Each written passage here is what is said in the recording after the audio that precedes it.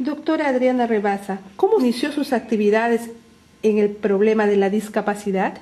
El inicio, o sea, mi leitmotiv de dedicarme a la discapacidad tiene el comienzo quizá en el año 1955, que yo hacía mi internado en el Hospital 2 de Mayo y estaba en la Sala del Carmen, donde el paciente de cama número 7 tenía una lesión medular con una paraplegia. Entonces yo buscaba qué hacer por él para ayudarlo en la biblioteca, consultando con médicos, todo, y nadie tenía la menor noticia de que era rehabilitación ni que existía la rehabilitación. Entonces yo tenía una frustración muy grande porque el paciente era muy inteligente y nos queríamos mucho porque yo lo cuidaba, en fin, todo.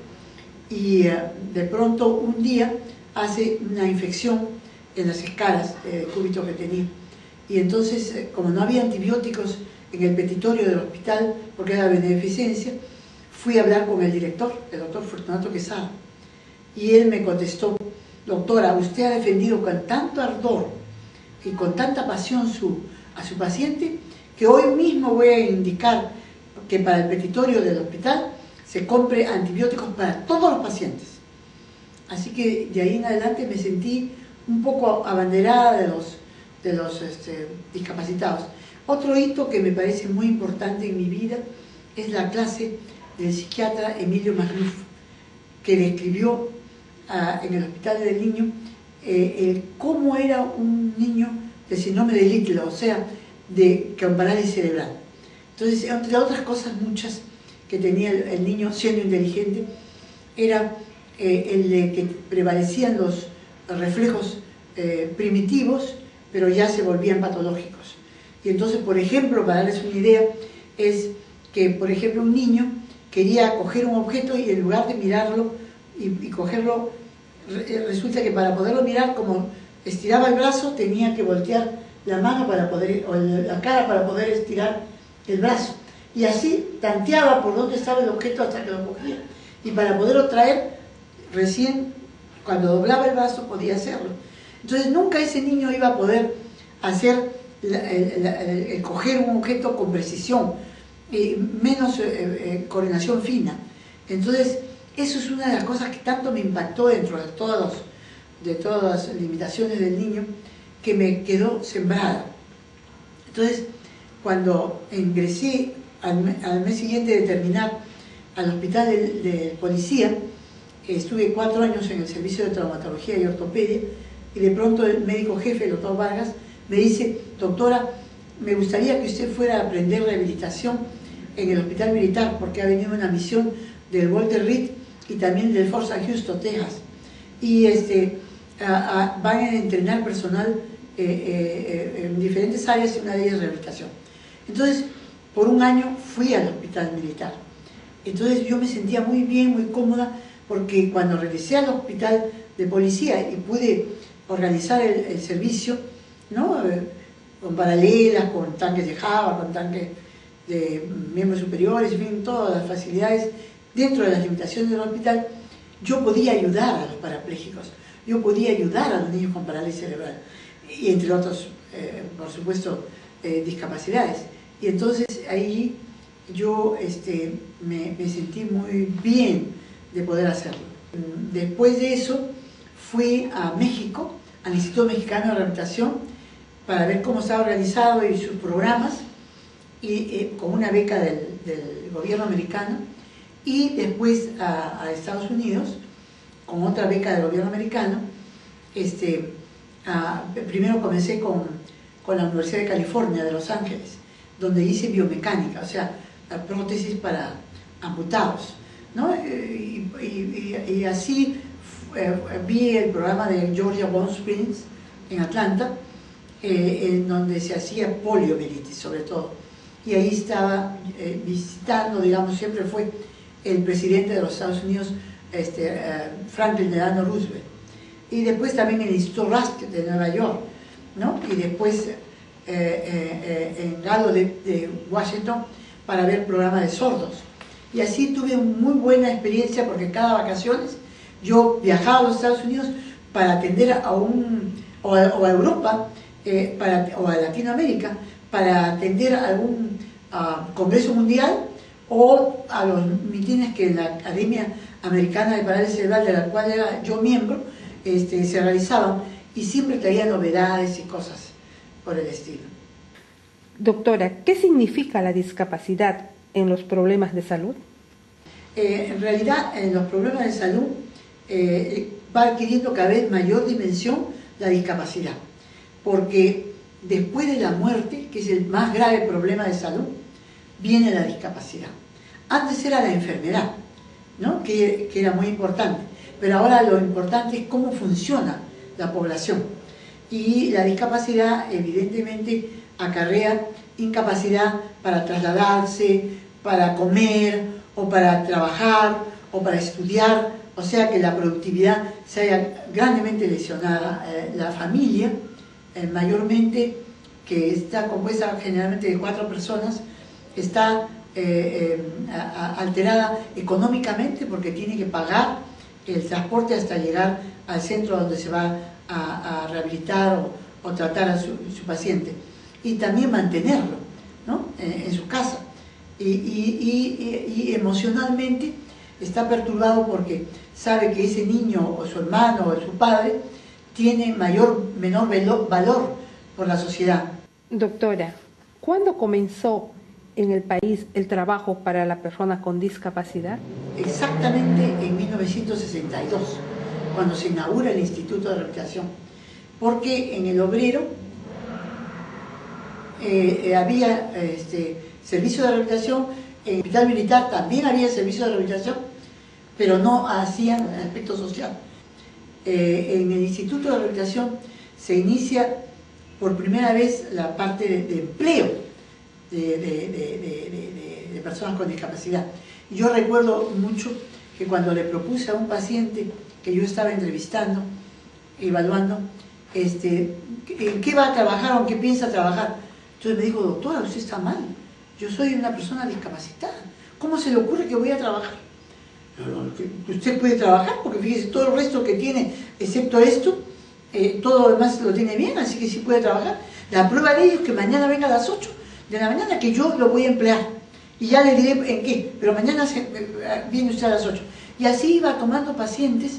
El propio instituto tenía que dar el ejemplo, ¿no? Por supuesto, teníamos el doctor Domingo Treneman, entrenado en los Estados Unidos para orientación vocacional, y la trabajadora social, y también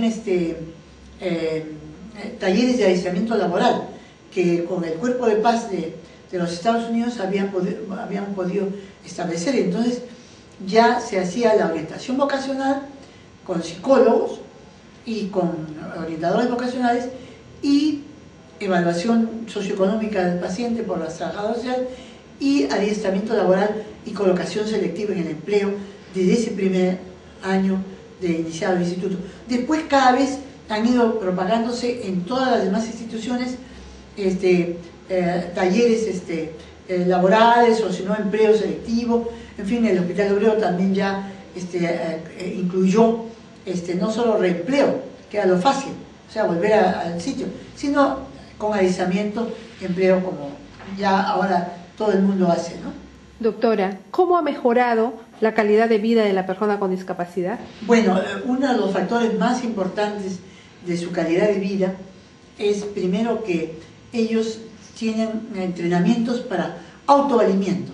O sea, les enseñamos a comer cuando tienen lesiones cerebrales que no pueden ni masticar, ni tragar, ni menos hablar.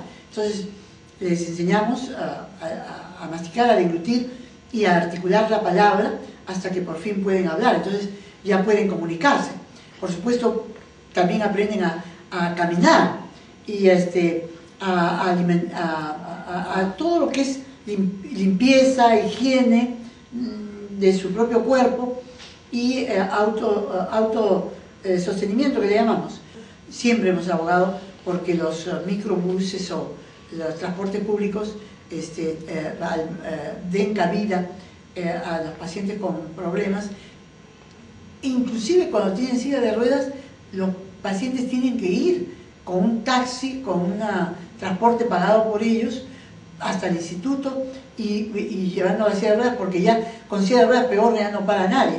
Entonces, una de sus habilidades que aprenden es a transportarse, a subirse a un carro, a abrir el carro y salir y pasarse a la silla de ruedas, etcétera, etcétera.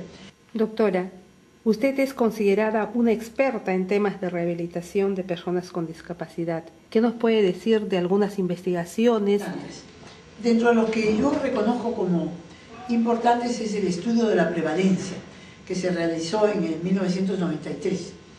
Es un estudio que lo hicimos con las muestras que nos preparó el Instituto Nacional de Estadística, en donde señalaba en cada departamento de todo el Perú el sitio, el lugar, el barrio y las casas donde debíamos ir los médicos de rehabilitación y con una terapista para evaluar a toda la familia. O sea, pedíamos que salga toda la familia, empleados, no empleados, en fin, todos.